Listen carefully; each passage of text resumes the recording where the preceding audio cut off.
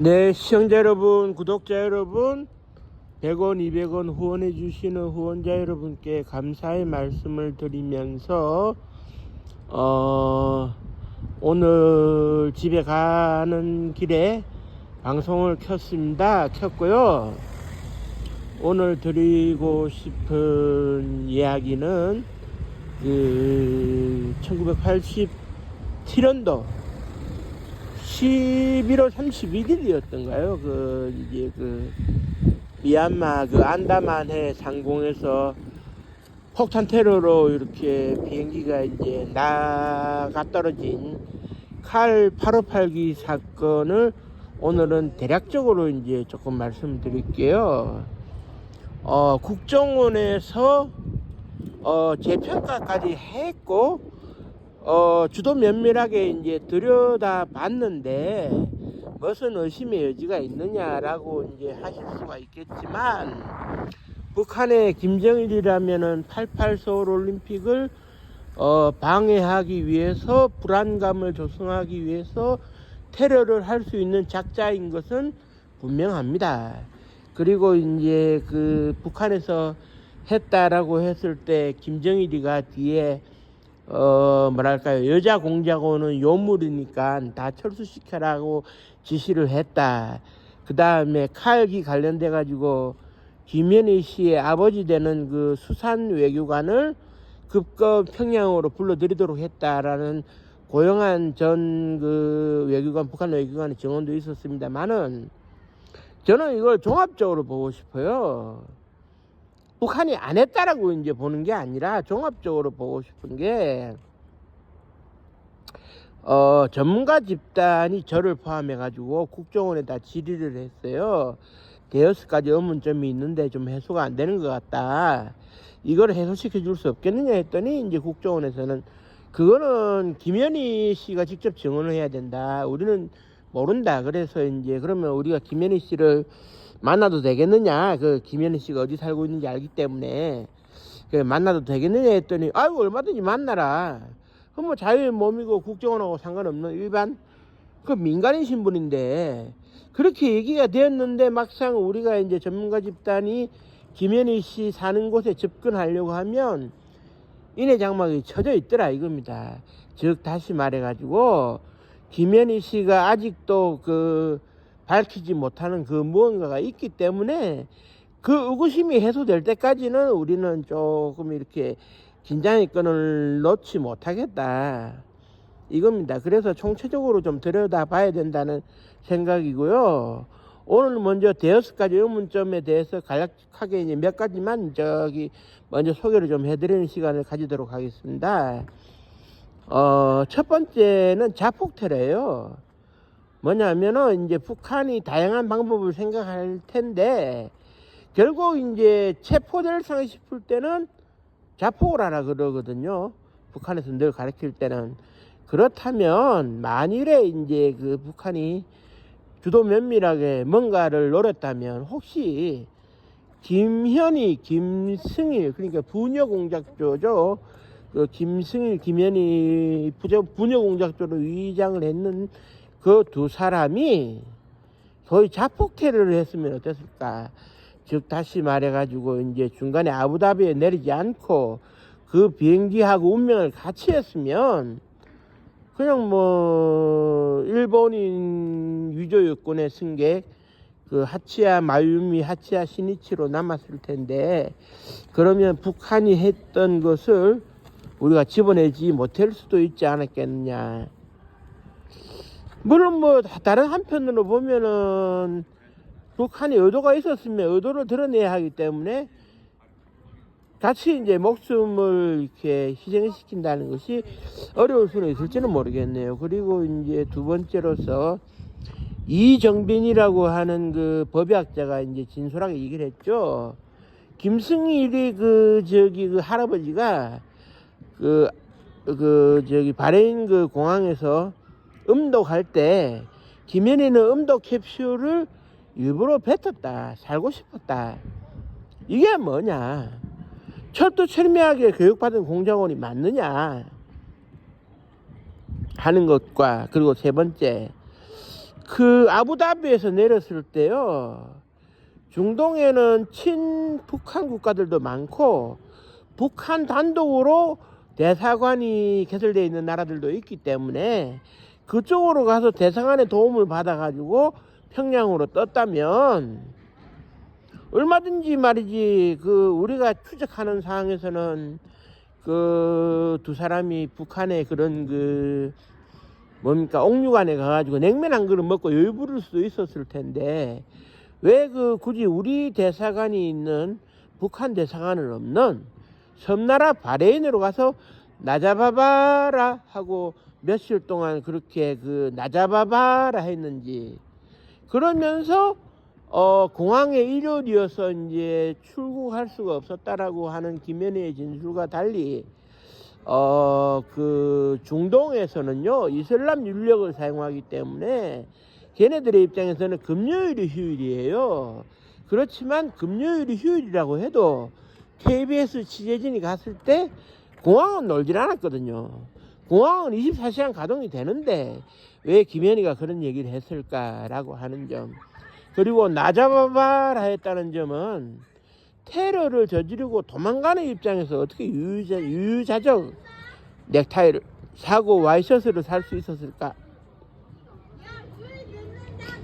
그리고 이제 그 다섯 번째로서 슈퍼 컴포지션 350g을 트랜지스터 라디오에 넣었다고 했는데 트랜지스터 라디오를 분석해 본 결과 350g이 들어가지를 않더라. 이게 좀 어떻게 된 일일까. 그리고 그렇다면 김현희, 김승일이가 선반에 놓고 내린 폭탄의 이제 정확한 양과 물질은 뭐였을까? 무엇이 그렇게 비행기를 산산조각 냈을까? 하는 데 대한 의문이 드는 겁니다. 그리고 이제 다섯 번째, 여섯 번째로 이제 볼 때 그 KBS 그 1호 스페셜에서 추적해서 드러났는데 필적을 이제 남겼어요. 그 이제 사인을 해가지고 필적을 남기는 데 있어가지고 그 김승일이라는 사람이 84년, 85년, 86년도에 남긴 필적은 일치하더라. 그런데 87년도에 남긴 실제로 죽은 김승일이가 남긴 필적은 84, 5, 6 3년 동안 필적을 남긴 김승일과는 전혀 다른 사람이더라. 그렇다면 84년도부터 맹활약을 했다고 알려지고 있는 김현희는 두 명의 복수의 그런 그 김승일과 같이 작업을 했다는 얘긴데, 그럼 한 사람은 누구냐? 이런 대여섯 가지 의문점을 가지고 우리가 출발해 가지고 그 국정원에 질의를 했더니 국정원에서는 김현희의 솔직한 답변을 기다려야 된다. 그리고 만나러 가라. 만날 수 있을 거다. 근데 막상 이거를 만나러 가려고 하면은 김현희가 거부하는 게 아니고 이내 장막이 쳐져 있어가지고 김현희 주변에 접근이 안 됩니다. 아파트 단지 부근에서부터 접근이 안 돼요. 그건 이건 뭘 의미하느냐? 국정원에서 아직까지 김현희를 통제하지 않는다면 불가능한 일이겠죠. 그리고 김현희는 대중의 앞에서 자기 할 말은 했습니다만은 자기가 아직 할 수 있는 얘기와 할 수 없는 얘기가 있다는 겁니다. 이러한 의문점들이 해소가 되지 않으면 이게 이제 100% 북한이 김정일의 지령으로 했을까라는 의문, 그리고 우리가 선거를 앞두고 이제 소위 반공의 분위기를 이제 강조시키기 위해서 자작극이 아닐까 하는 여러 가지 추측들이 나올 수밖에는 없어지는 거 아닌가 이런 생각이 들고요. 그렇다면은 결국에는 이제 어떻게 되느냐, 이렇게 볼 수가 있을 것 같아요. 김현희를 살려서 사형을 집행해야 되겠지만 살려서 뭐 이제 그 반공에 대한 경각심을 삼게 하기 위해서 노태우 대통령의 권한으로 사형을 직권 면제를 했다 이렇게 되어 있는데, 김현희가 살아 있는데 왜 그 못할 얘기가 있다, 이거는 좀 말이 아닌 것 같아요. 그리고 또 한 가지 지금은 거의 이제 좀 나이가 있으셔서 오늘 내일 하시는데 그 유가족 협회 회장이었던 차옥정 여사 그런 얘기를 했어요.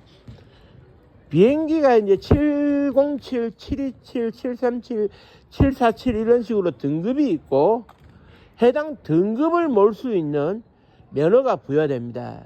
그런데 남편이었던 박아무개 기장은 자기가 몰 수 있는 등급이 정해져 있고 그 등급의 비행기를 몰아야 되는데 그날 몰았던 그 858기죠.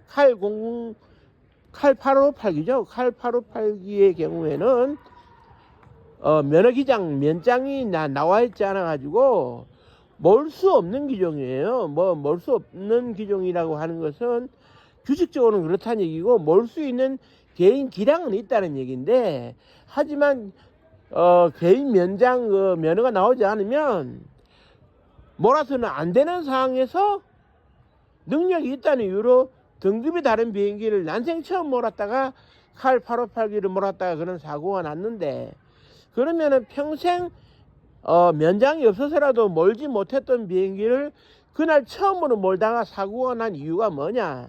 이걸 차옥정 여사가 대한항공에다가 이렇게 질의를 했더니 대한항공이 일절 응답을 안 하고 있어요.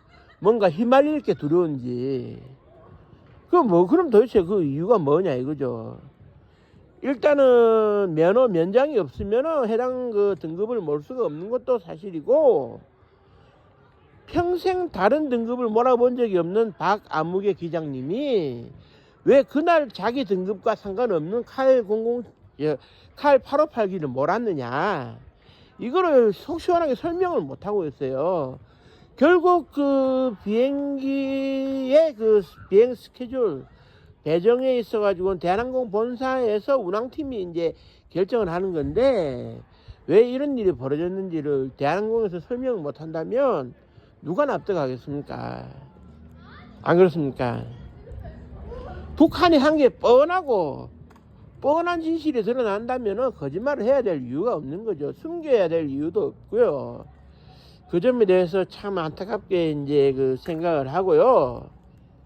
그때 당시에 무엇을 그때 당시에 안기부와 그런 국가안전기획부와 대한항공이 숨겨야 했는지 이걸 하나하나 밝혀야 될 텐데요.